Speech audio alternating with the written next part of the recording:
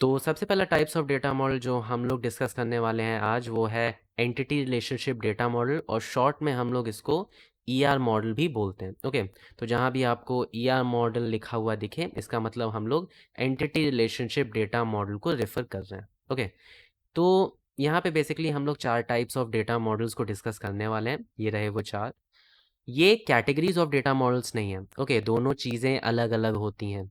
हम लोग ने कैटेगरीज ऑफ डेटा मॉडल्स को ऊपर डिस्कस किया था। ये कैटेगरीज नहीं है, ये टाइप्स ऑफ डेटा मॉडल्स हैं। ओके, और भी होते हैं ये 4 के अलावा भी और होते हैं, बट वो बहुत मेजरली यूज़ नहीं होते एंड वो बहुत ज़्यादा एग्ज़ाम्स में नहीं पूछे जाते, इसलिए मैं उसको इस वीडियो में डिस्कस नहीं कर रहा हूँ। अगर आपको उनके बारे में भी जानना है तो आप नीचे कमेंट सेक्शन में बताओ, मैं उनके लिए एक सेपरेट वीडियो भी बना सकता हूँ। ओके, तो स्टार्ट करते हैं हम लोग एंटिटी रिलेशनशिप मॉडल से। सबसे पहले तो एक चीज़ आप समझ लो, वो है एंटिटी। एंटिटी का मतलब कोई भी रियल लाइफ ऑब्जेक्ट, भैया कुछ भी हो सकता है, बैगन लौकी कुछ भी हो सकता है, ठीक है। एंटिटी का मतलब कि कोई भी रियल लाइफ ऑब्जेक्ट। अच्छा, अब किसी भी रियल लाइफ ऑब्जेक्ट के कुछ कैरेक्टरिस्टिक्स होंगी। जैसे मैंने लौकी का एग्जांपल दिया, तो लौकी की लेंथ हो गई, लौकी कौन से लैंड पे उगी है, लौकी का रंग क्या है, ठीक है।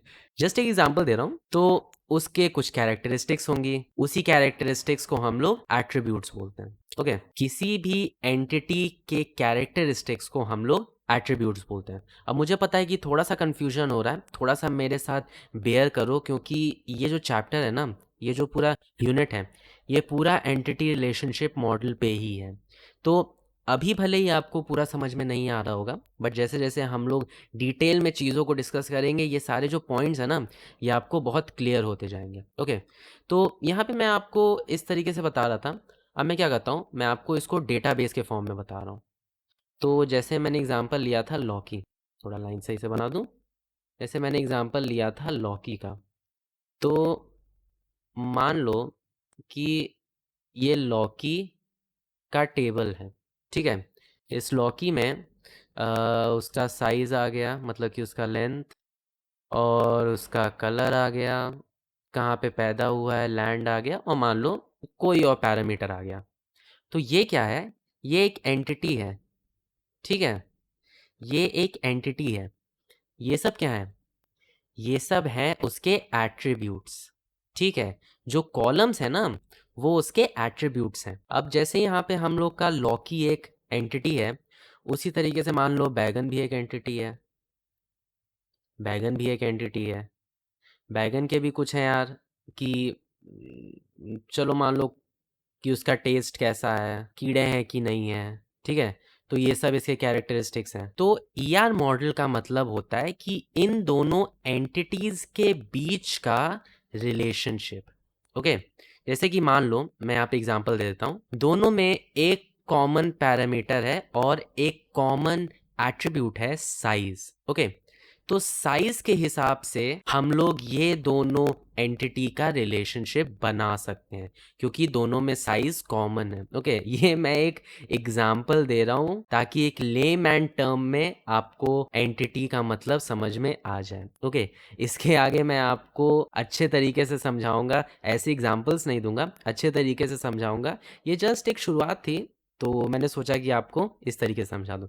यहाँ पे देखो यार, यहाँ पे मैंने अच्छे तरीके से समझाया है। ओके, अब कुछ पॉइंट्स और हैं जो आपको इसमें याद रखने की ज़रूरत है। सबसे पहला तो आपका entity set, entity set. Okay, तो जितने भी एंटिटीज़ हैं, मान लो लौकी, बैगन, तुरई, ऐसे बहुत सारे एंटिटीज़ हैं, सबको मिला के हमारा एंटिटी सेट बनता है। ओके, अरे यार कहाँ चला गया, सबको मिला के हमारा एंटिटी सेट बनता है। उसके बाद जो जो एंटिटीज में रिलेशनशिप है, ओके, जैसे कि ये दोनों में रिलेशन है, इसको हम लोग बोलते हैं रिलेशनशिप सेट। ओके, या फिर रिलेशन सेट। तो ये 2-3 चीज़ें हो सकता है आपसे पूछ लिया जाए। बेसिकली मोटा मोटा आपको ईआर मॉडल में ये चीज़ याद रखने की ज़रूरत है कि यहाँ पे हम लोग की एंटिटी मेन कीवर्ड होता है। ओके, एंटिटी को आप मेन कीवर्ड की तरह याद रखो, उसके कैरेक्टरिस्टिक्स को हम लोग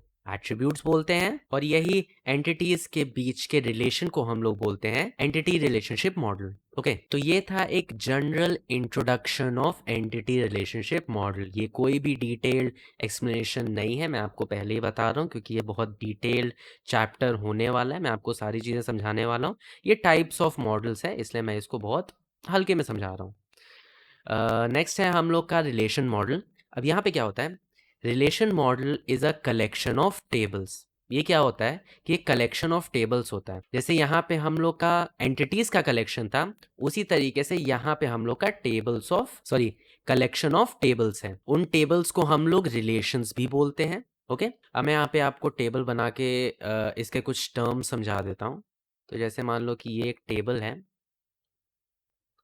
यहाँ पे कुछ कॉलम्स हैं, यहाँ पे कुछ रोज हैं। ओके, तो ये टर्म्स तो आपको पहले से ही पता है, ये टर्म्स आपको पहले से पता है कि आपका ये टेबल का नाम होता है, ये आपके कॉलम्स होते हैं, और ये आपके रोज होते हैं। तो हर टेबल को हम लोग रिलेशन बोलते हैं, पहला पॉइंट। हर कॉलम को हम लोग एट्रीब्यूट बोलते हैं। ओके, दोनों में सेम वर्ड यूज होता है। हम लोग इसके कॉलम को एट्रीब्यूट बोलते हैं। हर रो को, ओके, ये हम लोग का एट्रीब्यूट होता है, एट्रीब्यूट। और हर रो को हम लोग बोलते हैं ट्यूपल। हर रो या फिर हर रिकॉर्ड को हम लोग बोलते हैं ट्यूपल, और हर इंडिविजुअल वैल्यू को हम लोग बोलते हैं डोमेन। ओके, पॉइंट समझ में आ गया। ये तीन चीजें आपको याद रखनी है। पहला तो हर टेबल को हम लोग बोलते हैं रिलेशन, हर कॉलम को हम लोग बोलते हैं एट्रीब्यूट, हर रो को हम लोग बोलते हैं ट्यूपल्स, और हर वैल्यू को हम लोग बोलते हैं डोमेन।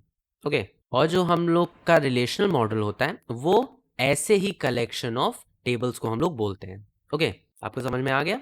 अब चलते हैं हम लोग नेक्स्ट पे, जो कि है हेरारिकल मॉडल। इसको मैं थोड़ा सा मिटा दूं। नेक्स्ट है हम लोग का हेरारिकल मॉडल। तो अब मेरे ख्याल से आपने ये वर्ड सुना होगा, हेरारिकल, और इसका एक और सिमिलर साउंडिंग वर्ड है हेरिडेक्शन। तो यहाँ पे बेसिकली क्या होता है कि एक रूट नोड होता है। ओके, हम लोग हर टेबल को हम लोग नोड बोलते हैं। तो सबसे पहले तो एक रूट नोड होता है, उसके कुछ चिल्ड्रन नोड्स होते हैं, ठीक है, उसके कुछ चिल्ड्रन नोड्स होते हैं। उसके बाद फिर इन चिल्ड्रन नोड्स के फिर कुछ और चिल्ड्रन नोड्स होते हैं। ये देख लो। अब ये आपको समवॉट सिमिलर लग रहा होगा आपकी फैमिली ट्री से। जैसे मैं आपको समझाता हूँ, आपके ग्रैंड ग्रैंड पेरेंट्स, ठीक है, उनके मान लो 1 2 3 4 5 बच्चे, ठीक है, उनका पेयर, उनके भी 4 बच्चे, ये कहीं रहे आप।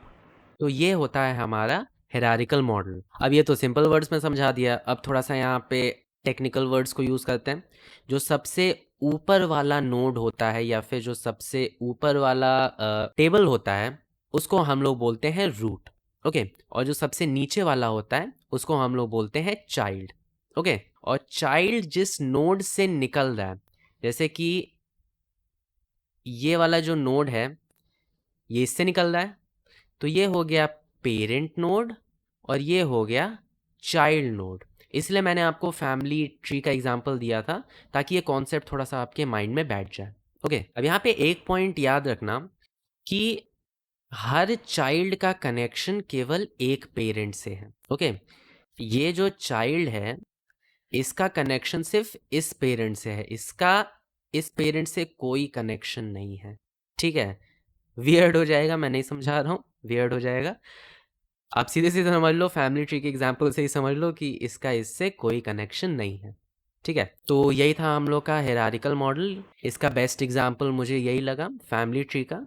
आप और भी बहुत सारे एग्जाम्पल से समझ लेते हो, जैसे मैंने यहाँ पे यूनिवर्सिटी का एग्जाम्पल दिया था, कहाँ गया, हाँ, यहाँ पे मैंने यूनिवर्सिटी का एग्जाम्पल दिया था। आपको अगर हैंड रिटन नोट्स चाहिए तो ये जो पूरे नोट्स हैं ना, ये सारे नोट्स मैंने अपने इंस्टा पेज और बाकी और भी कुछ जगह मैंने कर दिए हैं प्रोवाइड, तो आप वहाँ से जाके ले सकते हो, मैं लिंक नीचे प्रोवाइड कर दूंगा। ओके, क्वेश्चन सेट्स, नोट्स और भी बहुत सारी बातें आपको वहाँ पे मिल जाएंगी, आप चाहो तो वहाँ पे जा सकते हो।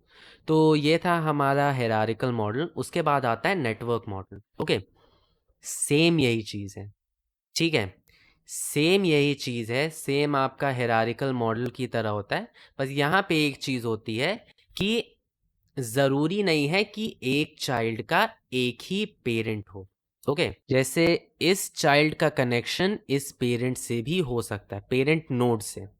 इस चाइल्ड नोड का कनेक्शन इस पेरेंट नोड से भी हो सकता है। तो सेम वही चीज़ें हैं, सेम आपका जैसे मैंने आपका ये हायरार्किकल मॉडल आपको समझाया था, सेम वही कॉन्सेप्ट है, आपका एक ट्री की तरह चलेगा। बस यहाँ पे ये है कि एक चाइल्ड का कनेक्शन 2 पेरेंट से हो सकता है। तो आपसे अगर पूछा जाए इंटरव्यू में कि वन वर्ड में आंसर दो कि हायरार्किकल मॉडल और नेटवर्क मॉडल में क्या डिफरेंस होता है, तो वन वर्ड आंसर यही है कि सॉरी वन लाइन आंसर यही है कि नेटवर्क मॉडल में एक चाइल्ड के मल्टीपल पेरेंट्स हो सकते हैं और हायरार्किकल में नहीं हो सकते। सिंपल। तो ये था एक बहुत ही short explanation of types of data models.